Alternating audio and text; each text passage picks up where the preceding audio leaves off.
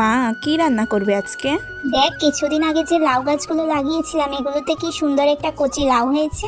ভাবছি আজকে লাউটা দিয়ে কিছু একটা রান্না করব। আচ্ছা, তাহলে আজকে বরঞ্চ লাউ ডাল রান্না করো।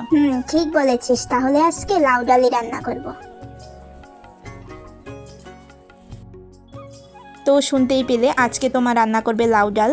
তো গাছ থেকেই খুব সুন্দর কচি একটা লাউ পেয়ে গেল। আর এই যে দেখো, এদিকে কিছুদিন আগেই মা লঙ্কা গাছগুলো লাগিয়েছিল আর এখন খুব সুন্দর লঙ্কা হয়েছে। তো মা এখান থেকে কিছুটা লঙ্কা ছিঁড়ে নিল তরকারিতে দেওয়ার জন্য।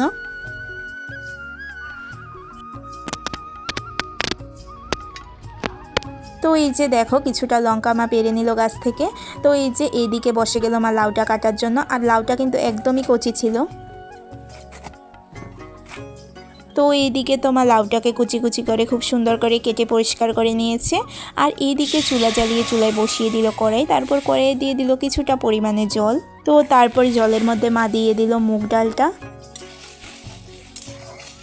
তো তারপর ডালটাকে কিছুক্ষণ সেদ্ধ করে নিতে হবে। তারপর এর মধ্যে দিয়ে দিল পরিমাণ মতো হলুদ গুঁড়ো, ও দিয়ে দিল স্বাদ মতো নুন, আর দিয়ে দিল সামান্য একটু জিরে গুঁড়ো। তো তারপর এর মধ্যে মা কেটে ধুয়ে পরিষ্কার করে রাখা লাউটা দিয়ে দিল। তারপর খুব সুন্দরভাবে এটাকে নাড়িয়ে চাড়িয়ে নিতে হবে অনেকক্ষণ ধরে। তো তারপর তো এটাকে বেশ কিছুক্ষণ সময় ধরে একটু সেদ্ধ করে নিতে হবে।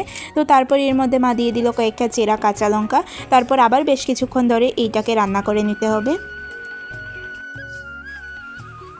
তো দেখতেই পাচ্ছ লাউ ডালটা তো আমাদের অলমোস্ট ডান। তো এইটাকে একটা পাত্রে নামিয়ে তারপর আবার কড়াইটা পরিষ্কার করে চুলায় বসিয়ে দেবে। তারপর দিয়ে দিল সর্ষের তেল, আর তারপর দিয়ে দিল দুটো শুকনো লঙ্কা। তারপর লঙ্কাটাকে একটু ভাজা ভাজা করে নেওয়ার পর এর মধ্যে দিয়ে দিল মা তেজপাতা, আর দিয়ে দিল 5 ফোড়ন সংবারে। আর তারপর আগে থেকে নামিয়ে রাখা লাউ ডালটাও এর মধ্যে অ্যাড করে দিল।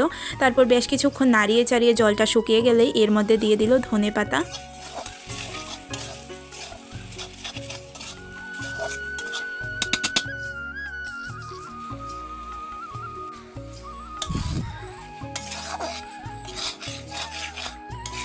তো রান্না তো আমাদের কমপ্লিট। তারপর নামানোর আগে সামান্য একটু চিনি দিয়ে নামিয়ে নিলেই রেডি হয়ে যাবে আমাদের লাউ ডাল। আর এইটা খেতে কিন্তু খুব টেস্টি হয়েছিল।